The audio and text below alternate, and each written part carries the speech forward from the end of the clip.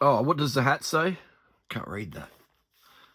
You get the question. Oh, but dude, your diet's all right for you, mate, but I don't do any exercise. I'm a starfish in bed. I'm a starfish at my job. I'm a starfish for my kids. I'm a starfish in general. I don't do really much, and I don't need much carbohydrate.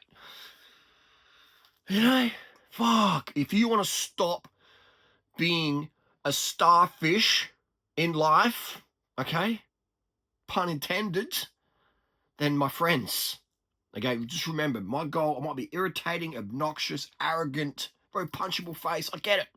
But my goal here is sincerely to help you live your best quality of life.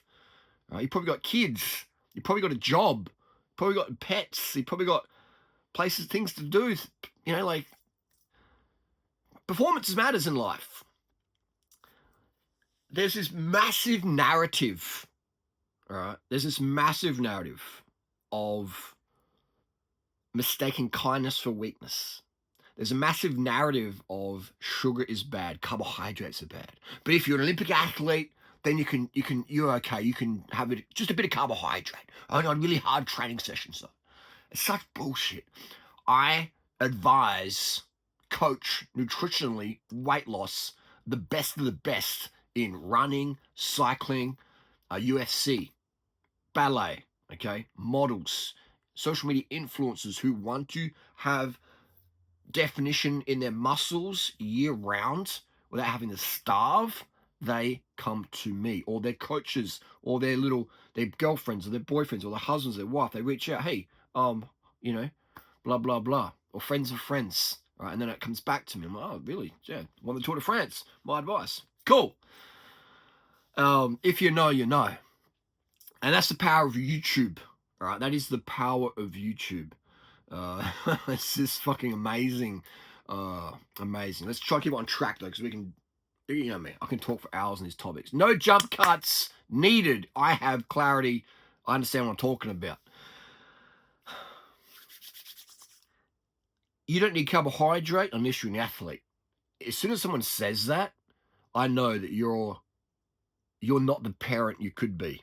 Your kids are going to be fist fucked by society because you won't have the energy if you won't have the masculine presence or the feminine kindness and nurturing if you think carbs are only for acts of full on intense exercise or whatever. You think, oh, I don't need carbohydrates, then you are going to be a dud root, okay? You're going to be a dud parent. And if you're into sport, you're going to be done at sport. If you think you should only eat carbs on heavy training days, it's fucking bullshit, people. Right? It gets my goat all G'd up, man. You're going to be a dud. If you want to be a dud, a fud dud, a dud fud, then skip carbohydrate. Limit your carbohydrates, limit your sugar, limit your white rice. And one of my greatest gifts is itching my nose. One of my greatest gifts, I don't know why I got given with it, but I got this ability to coach people, mold, groom, transform, push people over the edge, and watch them fly. Harley, I'm scared to come to the edge. Come here anyway. Boom! And then they fall off and they fly. They're like, oh my God, I've got wingspan. And they flap. Sometimes they do a circle around and do big shit on me. But often they just fly around and they're scared. Oh, that person over there. You never help that person, Harley. You know. Anyway. So that's one of my gifts. And the reason why I have that gift, a big reason, is I've been eating unlimited sugar since I was about 7, 8 years of age. Anytime I could get sugar, I'm gobbling it down. I'm gobbling it down. I would steal sugar. I would snack on table sugar from my mum's pantry. We would steal Milo, which was bad because it had caffeine in it and make you feel depressed as a kid. But I was just doing that for the sugar hit. We call it a sugar hit. Like it's a drug hit, man. Fucking hell. We demonize sugar so much. I remember distinctly as about 1986, 1987, sitting in the lounge room watching TV with my mum, and there was an advert for sugar. Sugar is a natural part of life. It was this really catchy tune. And this farm would crack the cane, and the drop of cane juice would like fall in the sunshine and just like really natural and pretty. And his kids are doing exercise and just happy kids, happy people. Sugar makes you happier. increases our serotonin and dopamine. Anyway, so watching this TV, the ad comes on. I'm like, yeah, I'm singing the thing, sugar is a natural part of life. And my mum's like, sugar is poison. And I'm like, what? She goes, sugar's poison. And I honestly thought in my head, my mum's going crazy. All right. I was thinking, man, being a parent's hard, but does it make you go crazy? I don't know. What's wrong with mum? And I'm like, but you eat all those chocolates. Oh, but, you know, I can't remember what, oh, a bit okay, you know, like, you know, mum. So what my mum would do is she would restrict her sugar because she read all these sugar blues books, all this bullshit propaganda back in the 80s, all these anti-sugar books and the orthorexia books. So she would read that and she'd go, okay, cut out sugar. And my mum's mood, man, was fucking up and down. I mean, women in general, humans in general, but women especially, you know, the hormonal cycle. But my mum was fucking up and down. So I learned at an early age, if I don't make mum happy, I'll just crack out her chocolate stash, which she would always hide in the back drawer. And so I was no Nintendo, no computer, no mobile phones. Obviously, this is the 80s. Wasn't really out outside too much, so I might get abducted. Mum being mum. And so I knew the fucking house. I knew my house so well. The backyard, the front yard. I wasn't always allowed in the front yard in case I got kidnapped. But the backyard, inside, I knew the house fucking. I knew this. I had names for the spiders. I spray water on the spiders, get them hydrated. I knew everything, every fucking square centimetre of the house because I was basically in a prison, you know. I had a good time, I'm just saying. And so I'd read all these books that mum would have because I was just you know, you're in a prison and you just, yeah. So I knew where mum stashed everything, you know. I knew all the drawers and stuff. I knew all the chocolate stashes were. Couldn't keep in the car because, you know, it might melt. And so when mum was sad, I would pull out the chocolates. Well, I wanted some chocolate too, but I knew if my mum, when I pulled the chocolate out, I'd say, hey, here you go. She'd be like, oh, you know. And then I'd get some as well. So it was a win-win. The sugar hit would lower mum's dopamine. So bring up the dopamine, lower the cortisol. Sugar lowers cortisol in a few seconds. And then she'd come back down. I'm like, okay, happy mum's back. But then she'd feel the guilt because it's all the chocolate, all the fat. You feel blah, you know. And the cacao makes you next day more anxious because it brings your cortisol up. And it's just... Cacao's a poison. Cacao's a poison, sugar isn't, okay? And there's an LD50 for cacao, theobromine. Is there an LD50 for sugar? I mean, yeah, maybe if you got a swimming pool full of sugar dumped on you, you might get squashed to death, but otherwise. So I learned that early on. I learned that in the 80s. The 80s. I grew up with that. Sugar is only for athletes. Sugar is poison. I grew up with the mood swings and incompetence of a mother, say that lovingly, who was, you know, well, she wasn't incompetent, but the lack of sugar made her incompetent, just as it makes me incompetent, just makes every single human, makes you lacking competence when you reduce sugar. Proof of this is you can get an elite marathon runner at the Olympics, at Boston, at New York, wherever, and if they don't have enough sugar on course, if they don't have sugar every 15 minutes, chugging back, you know, 30 grams of sugar every 15 minutes, then performance is going down. Incompetence is coming in. 30 grams of sugar every 15 minutes, okay? What's that, 2 grams a minute? 2 grams a minute, okay? Otherwise, competence is out the door.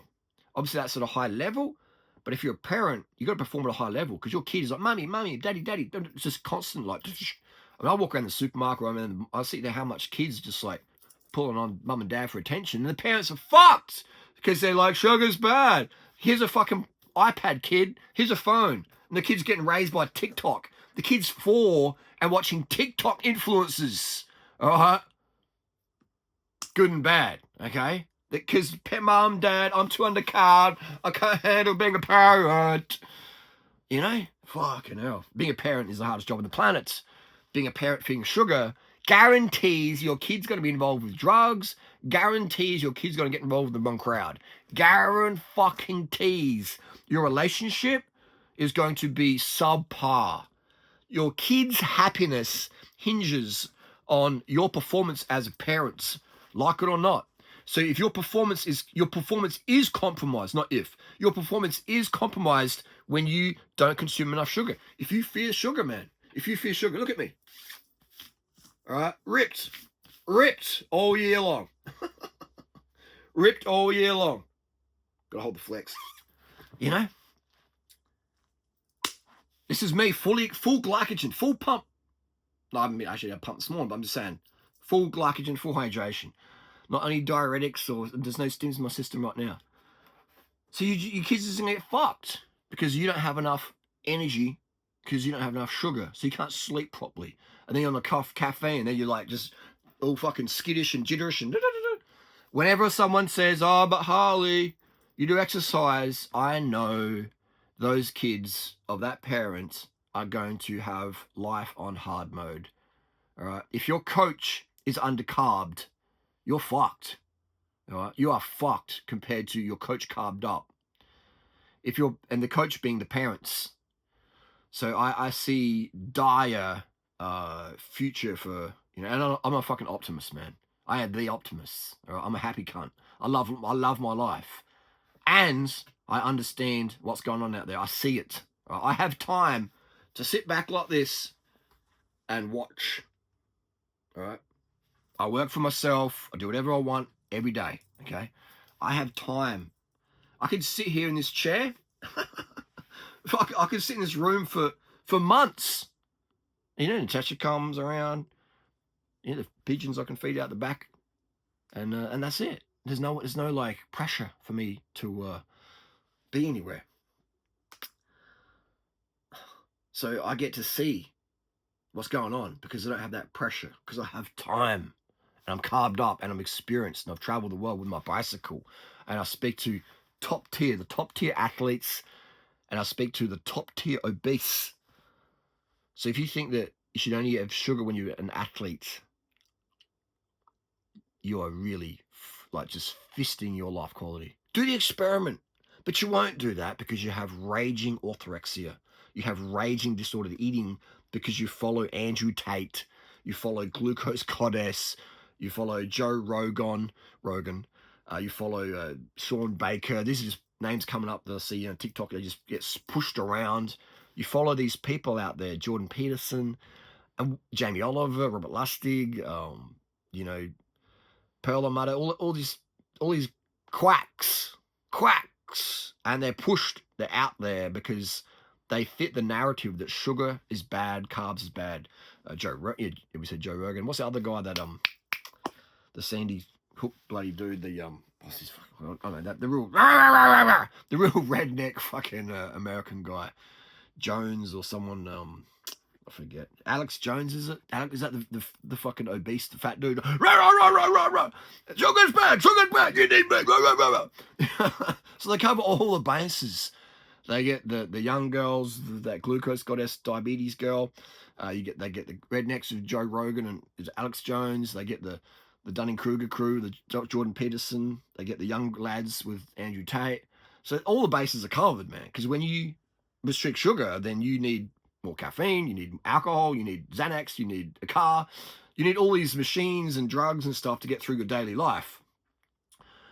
When you have enough sugar and rice in you, you live in like a ripped freaking African, Asian, Indian person from 200 years ago, and you have physical abilities, okay? You have brain function, you can go to bed early, you don't need alcohol to go to bed because you've had enough carbs all day, you don't need some alcohol to help you wind off because you've been winding up all day, and then you have your big rice meal for dinner, and you're like, boom, I'm done, baby.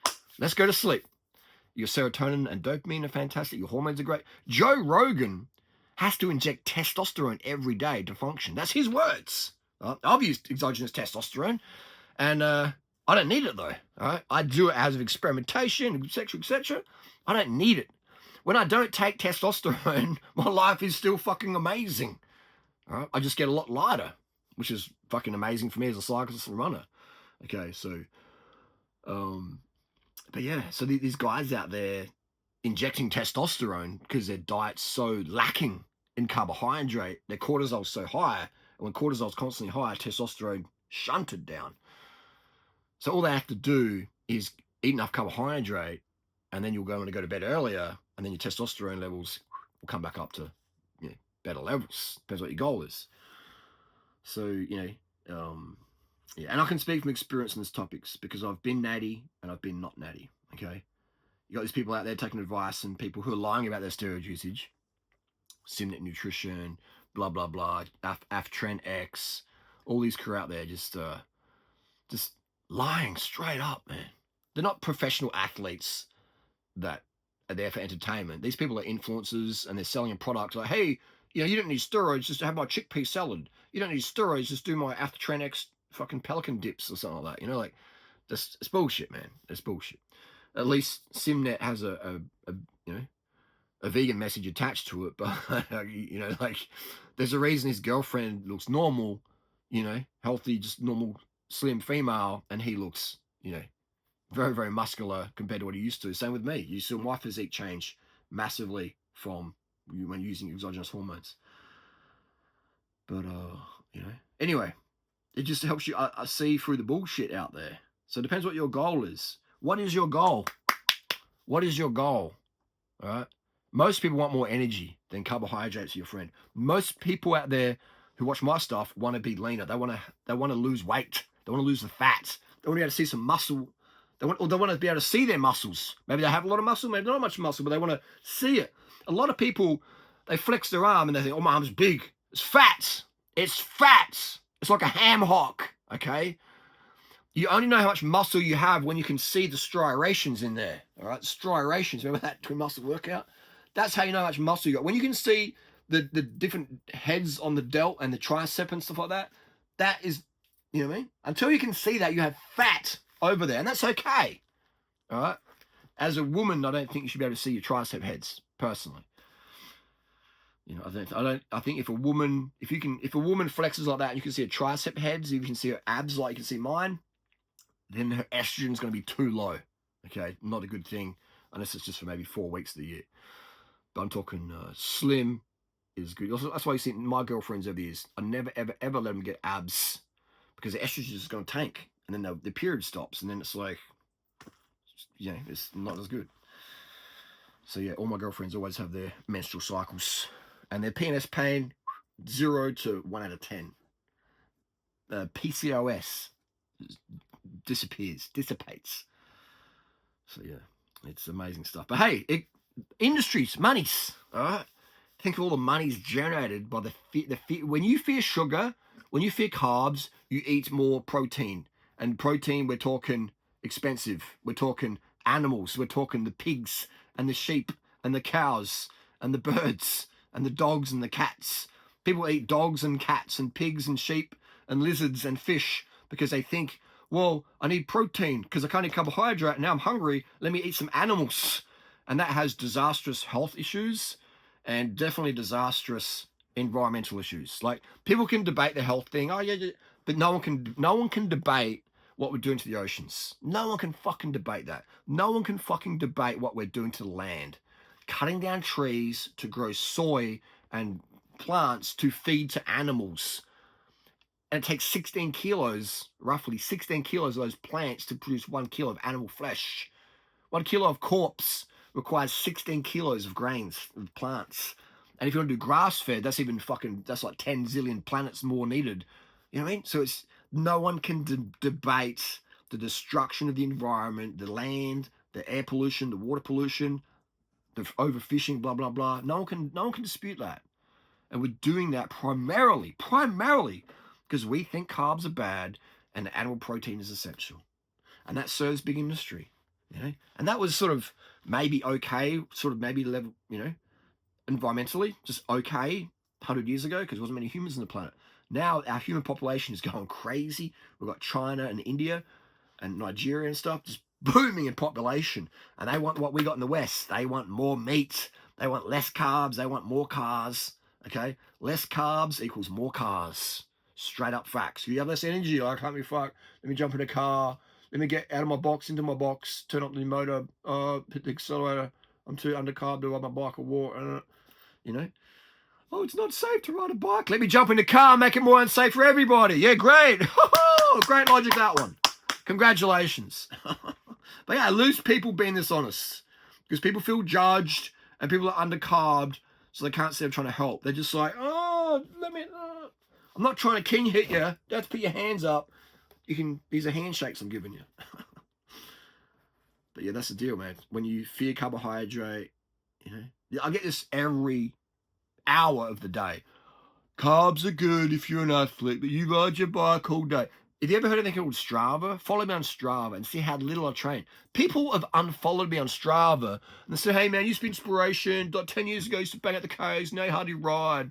You know, I saw you on an e-bike the other day. You're soft, bro. What's happened to you, man? So I got those people saying I don't ride enough. And then I got the people that, oh, but you ride 8 hours a day. You're on your bike all day. That's working, eat 370 bananas a day, mate. You know, let's go get over here. It's like, I don't ride. People go, oh, you're inspiration. I do ride a lot. Oh, there you go. That's why you're lean, because you fucking do 2,000 Ks a week. Either way, I'm fucked for some people. So, logic, people. Let's see some fucking logic. If you want inspiration right now, go check out Lockie Norton riding around Australia, doing a lap, supported lap, going for the supported record around Australia, banging it out. It's a shame that he isn't promoting something worthy, like some vegan stuff or whatever. Imagine that. But then again, maybe one of those road trains trying to run him over if he was doing that on his little level of truth. But great effort nonetheless. But, you know, so it's just, you know, people, you're going to fuck your quality of life. All right, here's the wrap-up message. We've been rambling along enough. You only get one life.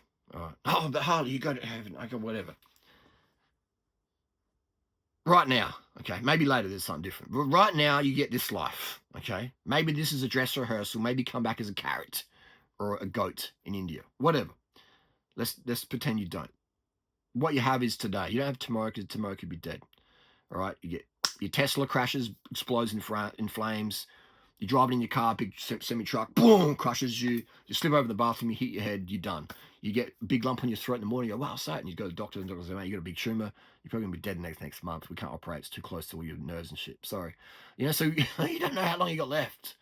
Why are you going to live another day with lacking in energy, lacking in focus for your kids? Because you have this orthorexic eating disorder, disordered eating belief that sugar is bad. Oh, okay, sugar's okay. Okay, I've got you. I'll meet you halfway. Sugar's okay, but only if you're doing some crazy amount of exercise. The brain runs on sugar.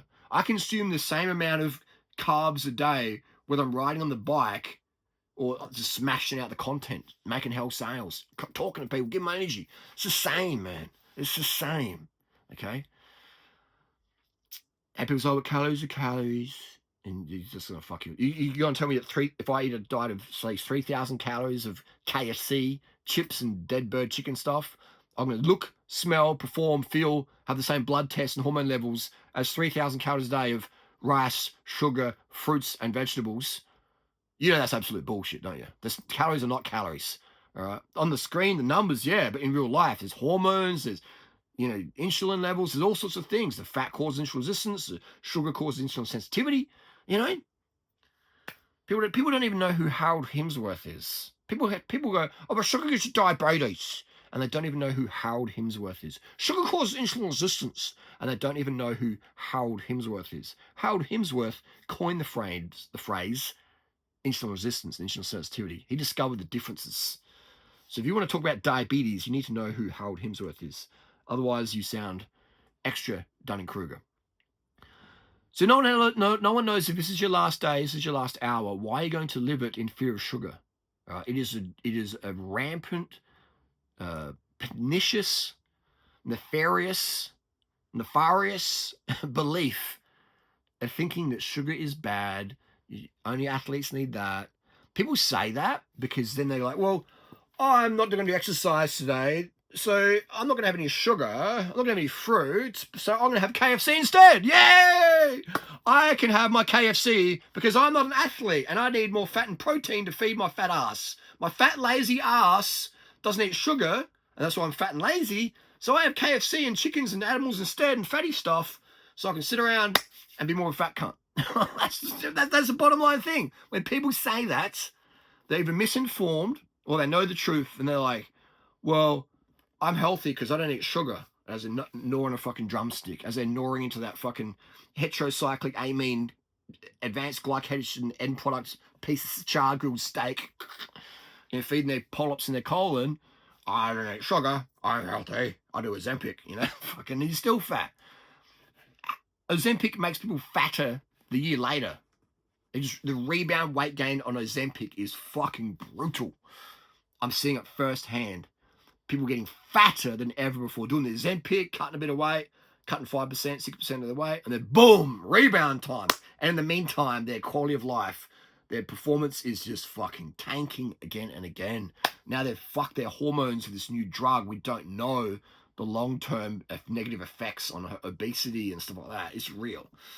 It's fucking crazy, man. But people are so lazy, they don't want to eat, what I'm recommending, and do a bit of walking to help push the fat out of the bloodstream. They want to just keep eating the fat and wondering why their diabetes gets worse and worse and worse. The oral glucose tolerance test is the gold standard test for diabetes. So why are you going to do another day with low energy, fearing shit? It's crazy. It's crazy. But I'm preaching to the choir now, because if you're still watching this video, then you know the gist. All the people who really need this message won't get this message, because they'll be like, oh, this guy's weird, this guy's talking too much truth, or this is truth. No, it's not truth, this is crazy talk, because all the influencers with millions of subscribers say opposite. So I just follow I'm confused, so I just follow the pack, follow the herd. Meanwhile, all the science supports what I'm saying in regarding insulin sensitivity, insulin resistance. All of it does. There's not a single study out there that can show you otherwise than what I'm teaching. It's crazy. The best athletes on the planet, the most vital runners, cyclists, swimmers, and ballerinas are following my advice on carbohydrate consumption, and eliminating animal products or having minimum animal products in their lifestyle. This isn't a discussion on ethics.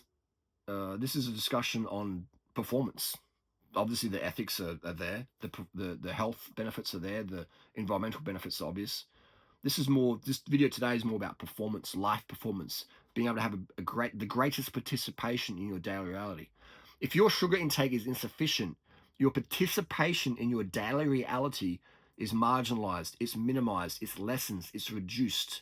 Your participation in your daily reality hinges on your sleep, water, and sugar. Sugar being muscle glycogen, how much you have in the tank. When your muscle glycogen is getting low, your participation in your daily reality gets switched off, because you become a weak version of yourself. You didn't go to bed early, you're just like feeling a little flustered and flapping around. You can't really get into gear. If you don't drink enough water, your mood goes to shit, you get dehydrated, your blood volume drops, and you're like, blah, blah, blah, you can't really get into gear either. So sleep, water, sugar. When you consume enough sugar, it's easy to sleep. It's easier to stay hydrated. Okay, these things really hinge on the sugar, but they also hinge on the water, and they also hinge on the sleep. Right? It's a little triangle. It's like a rotary engine, just bouncing around in the chamber there. If you know, you know. So it's crazy, man. I see it all the time. Just do the experiment. Go to bed at 8 o'clock for the next 7 days. Okay, just do it. Just fucking commit. Make some changes. Just do it, or just do it for 3 days. All right. Just be healthy for 3 days at least. Just give your body the rest it's craving for 3 days, gang. And eat as much sugar as you care for.